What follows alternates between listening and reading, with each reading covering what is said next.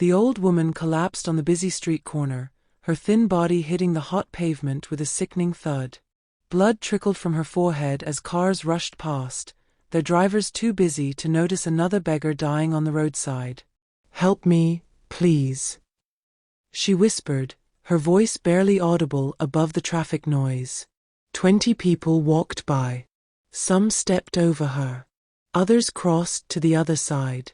A few dropped coins without even looking down. But what they didn't know was that this wasn't just any beggar lying there bleeding and broken. This was Queen Mother Grace, the most powerful woman in the city, owner of 5 hospitals, 10 schools, and half the businesses downtown. And she was testing every single person who passed by. But why would a billionaire queen pretend to be dying on the street? The answer would shock you to your core. Let me take you back to where this incredible story began. Because what Queen Mother Grace was about to do would change 4 lives forever. 5 hours earlier, Queen Mother Grace sat in her golden chair inside her massive mansion, staring at her twin daughters with fire burning in her eyes.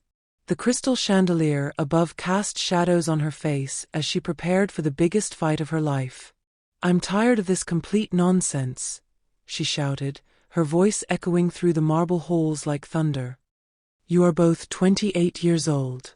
When will you finally get married?" Princess Joy rolled her eyes and painted her nails bright red, not even bothering to look at her mother. "Mama, marriage is not by force. I haven't found the right man yet." Princess Peace didn't even look up from her expensive phone. "All the men who come here only want our money. They pretend to love us, but they love our bank accounts more than our hearts." Queen Mother Grace slammed her hand on the golden table so hard that the teacups jumped. "So what do you want me to do? Die before I see my grandchildren?" "Find us men who will love us for who we are, not what we have," Joy said coldly, her voice like ice. "Impossible," Peace added, finally looking up with bitter eyes. "Rich men are too proud. Poor men are fake liars. There's no real love anywhere in this world." The Queen's heart broke into a million pieces. Her daughters had everything: beauty, education, wealth, intelligence, but they had no faith in love. Years of being used by gold diggers had turned their hearts to stone. Every man who courted them only saw dollar signs, not the beautiful souls inside. That night, Queen Mother Grace couldn't sleep. She walked to her late husband's portrait hanging on the wall and whispered with tears in her eyes, "My love, our daughters think true love is completely dead. How do I prove them wrong? How do I show them that good men still exist?" Then an idea struck her like lightning. A dangerous, crazy, impossible idea that could destroy everything or save everything. The next morning, she called her most trusted guard, James, into her private office. "I need you to help me with something very important. But first, promise me on your life that you'll never tell my daughters."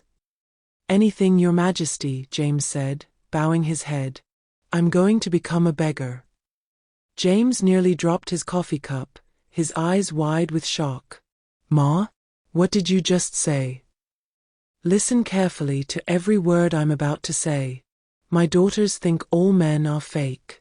They believe poor men only want money and rich men only want status. I'm going to find them husbands myself.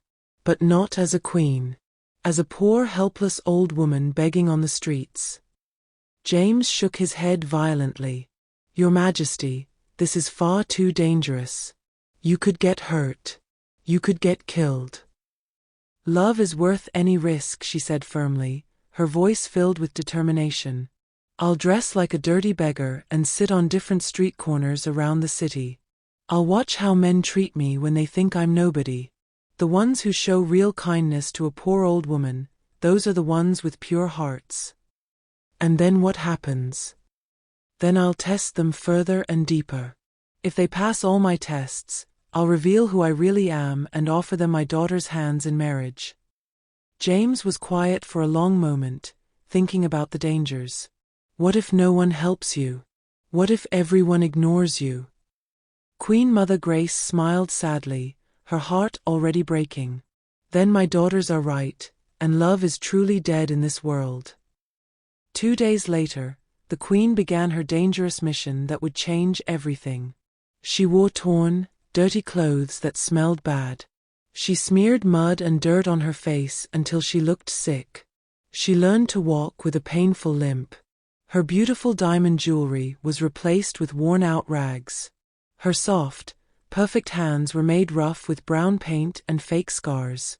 She looked like any other street beggar that people ignore every day. For 3 long days, she sat at different corners around the busy city. Rich men in expensive cars ignored her completely. Poor men cursed at her for blocking their way to work. Women spat at her feet like she was garbage. Children threw stones at her and laughed.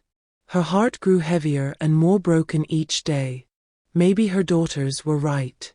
Maybe kindness was truly extinct. Maybe good men no longer existed in this cruel world. But on the 4th day, something miraculous happened that changed everything. She was sitting outside a small shop, pretending to be very sick and coughing badly, when a young man approached. He wore simple, clean clothes and had the most gentle eyes she had ever seen. "Mama, are you okay?" he asked, kneeling beside her on the dirty ground. She looked up and saw pure concern on his face. Real concern.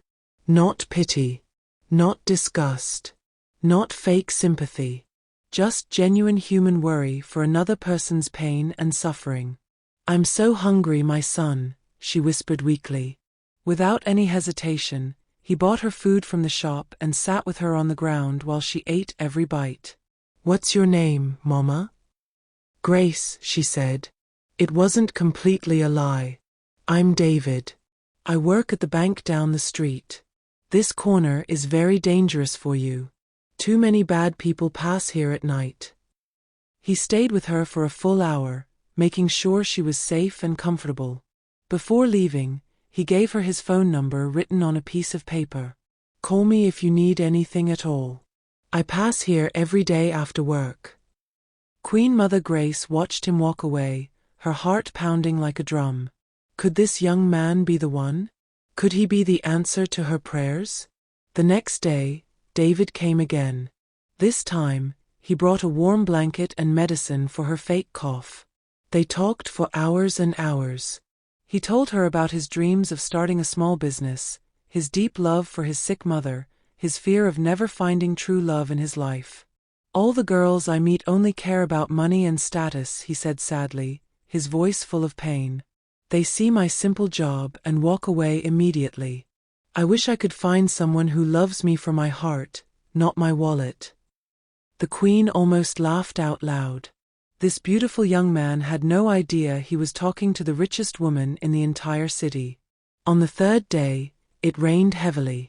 David didn't just bring an umbrella, he took her to a small restaurant and paid for her hot meal with his own money. Money he clearly didn't have much of. "You don't have to do this for me," she protested. "Mama, my mother taught me that God always blesses those who help others. Maybe I'm poor in money, but I'm rich in kindness." That night, Queen Mother Grace went home with tears of joy in her eyes. She had found one genuinely good man. But she needed another one for her second daughter. The following week, she moved to a completely different part of the city. This time, she pretended to be blind, sitting with a small cup for donations.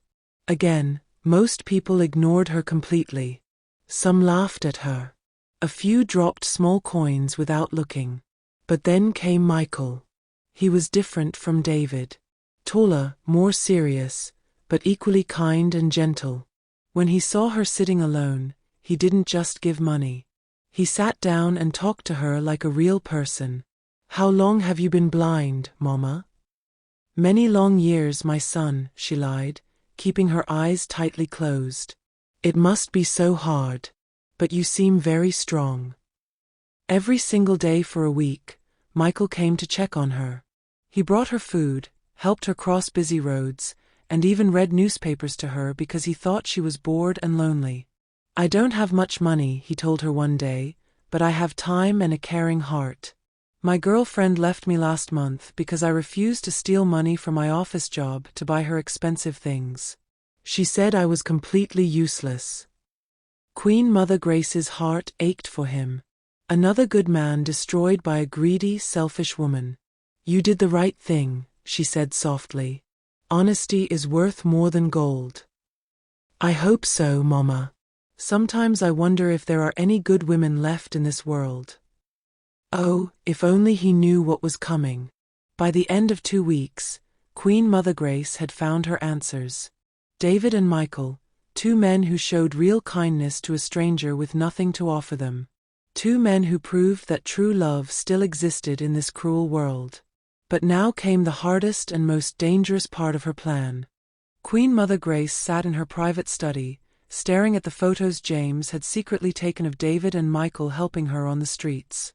Her heart was full, but her mind was troubled.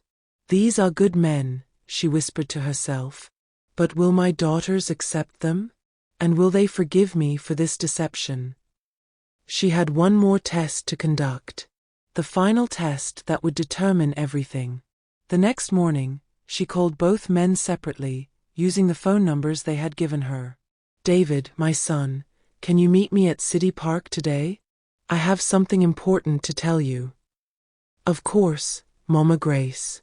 Are you okay? You sound different. I'm fine.